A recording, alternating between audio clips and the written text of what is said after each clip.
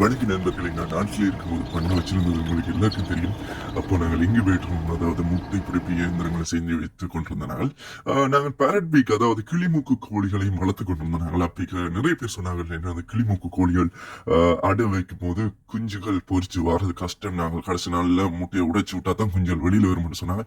இல்ல, நாங்க எங்கட இன்குபேட்டர்ல தாராளமா பொறிச்சு வரும்னு சொன்னாங்க. அது மாதிரியே இந்த பேரட் பீக் குஞ்சுகள் அதாவது கிளிமுக்கு குஞ்சுகள் எப்படி முட்டையிலேருந்து உடைச்சு தானா வெளியில வாரினம்ன்றதை பற்றின வீடியோ ஸ்லோ மோஷன்ல எடுத்து நாங்கள் அந்த ஸ்பீட் மோஷன்ல காட்டி இருக்கோம்.